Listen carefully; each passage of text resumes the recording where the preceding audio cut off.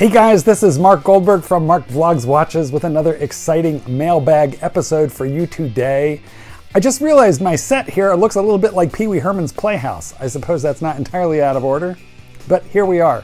Before we move into the subject matter of today's video, let's go ahead and get the quick fistwatch check out of the way. And here it is.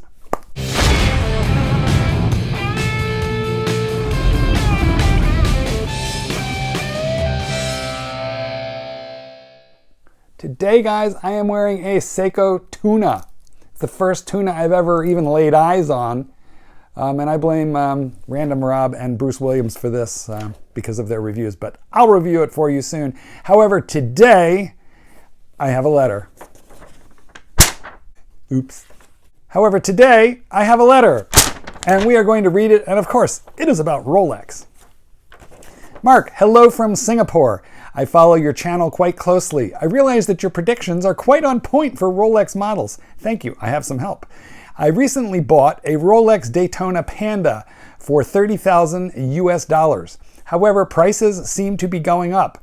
I am not sure if I have bought into a bubble. I surely don't want to have bought it at a hyped price. I realize that prices have gone up because people think the Daytona is going to get discontinued. Can I get your advice? Do you think the prices are too high? Is it a good time to sell it off? Or do you think a 41mm Daytona will be out and this would be a very good collectible? Thanks a million, and I really appreciate your advice, Sean. Well, let's pick this apart. You know, it wasn't that long ago that YouTubers were complaining that there was a $5,000 premium on the Daytona when it was like a $12,500 watch. Now, of course, it's around a $13,500 watch, and the premium on there is about $20,000. If only hindsight were 20/20, I would have bought 5 of them and thrown them in the safe. But, you know, with Rolex, the only thing that you can be sure of is you don't know what's going to happen. And by that, I mean you don't know how quickly it's going to go up. But traditionally, it has gone up, and it has gone up rapidly. Look, there's a few things that we need to talk about. And the first thing is the year. Look at the wrinkles. The first thing that we need to talk about is the year. The year now in 2021, we are subject to a worldwide pandemic. Rolex has tightened down the screws of steel sports just because they seem to want to be focusing more on two-tone and gold pieces or precious metal. And then, of course, their production line got cut because of COVID. The factory was closed for weeks, sickness, etc. So that means that they've been able to produce fewer watches, and that has created a shortage within a shortage. It's not a bubble within a bubble. It's literally the opposite way around. It's a shortage within a shortage. So look, I've been on a waiting list with my AD for a Panda for about a year and a half now. And if things had been normal, it would have taken them, they estimated, maybe about a year to get me that watch. But things are not normal, and so all bets are off. Nobody can get a Panda right now without an extreme amount of luck. Like if you open your chocolate bar and there's the golden ticket in there. Well, look, did you get a Panda this year? Tell me in the comments if you did. Or when did you get your Panda? And did you get it from the AD? But I think what you'll find is it's only a few guys getting that watch through the authorized dealer. The vast majority of us are going to the gray market to get it, just like Sean did. Now, I'm waiting for my AD, and I do believe sooner or later, if they can fulfill the order, they will. But I know from their perspective, it's very, very difficult because the inventory just isn't there. Remember, guys, your AD wants to sell watches. It's really hard for them when they have demand, but they have minimal supply. And I'm talking about the good ADs, the ones who do not sell out the back door. And believe me, guys, there are plenty of those too. So your question is, did you buy within a bubble? No, you sort of bought a hot watch at a hot time from a hot brand. In fact, the hottest brand. So if I were you, I would just hold on. You know, I made a video saying that I thought it was going to go to $40,000. And I made that video just maybe a month ago.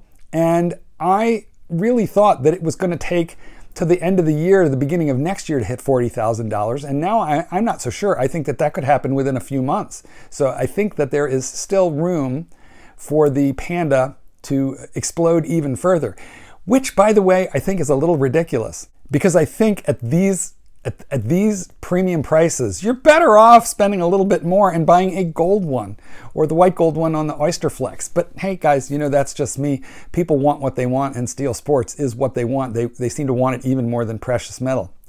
Which brings me to a riddle. So riddle me this, Batman. When is steel more expensive than gold? When it's Rolex steel. That's how. 904L Rolex steel is more costly than gold, ounce for ounce, at least on the retail market.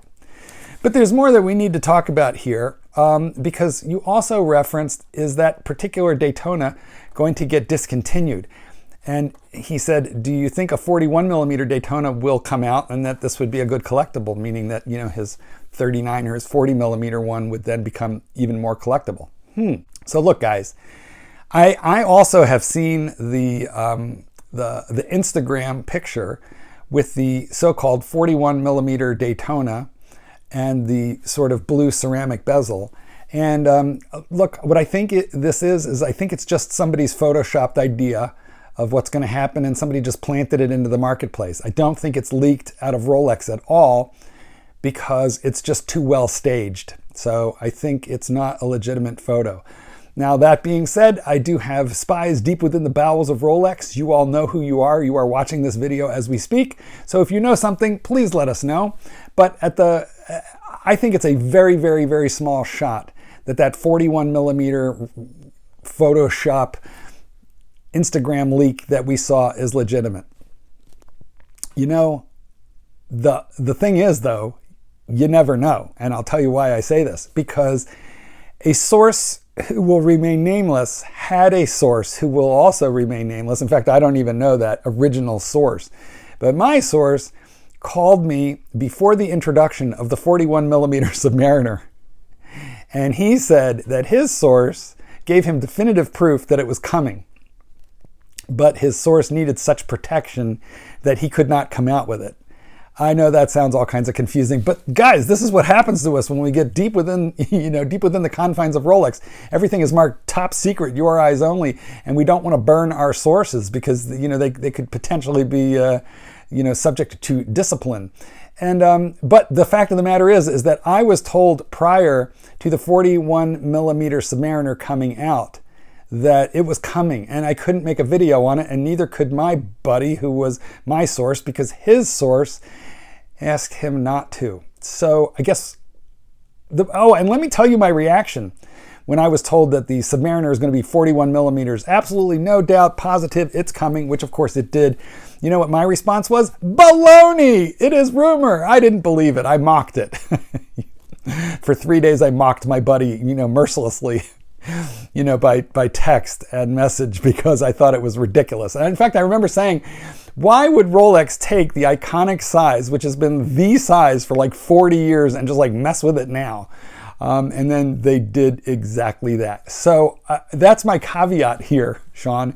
Do I think that they're going to blow out a 41 millimeter Daytona? No, I don't think they're going to. But I was wrong the last time I said that. So I'm going to leave a little bit of wiggle room here. Okay, so now the next question is, what if they do? Let's just say, they do come out with that 41 millimeter.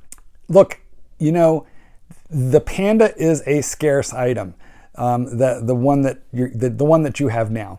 It's a difficult to source watch. But what typically happens when a watch like the Submariner is reintroduced with a new reference number and now a slightly new size, the original, meaning the 40 millimeter Panda, the one that you have, it tends to temporarily drop in price because a lot of people decide they want to cash out of those to get the new one. Ooh, we want the newest thing. I want to be the first kid on my block to have the new G.I. Joe.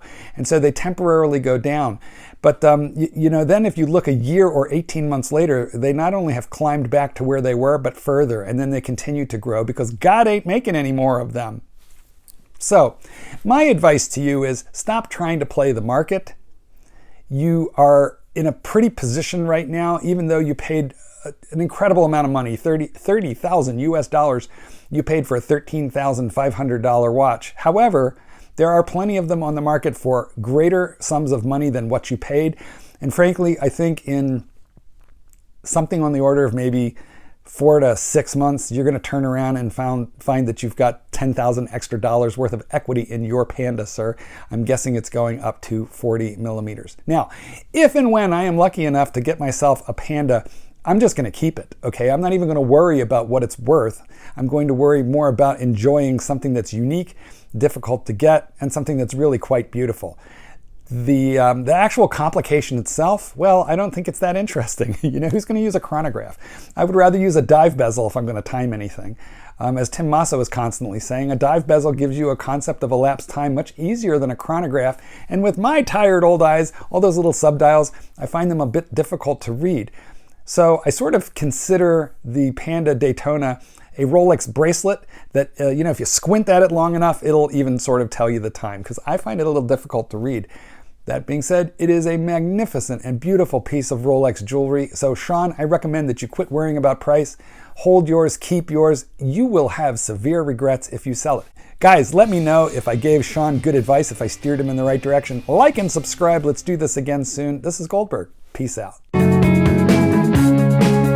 the sky.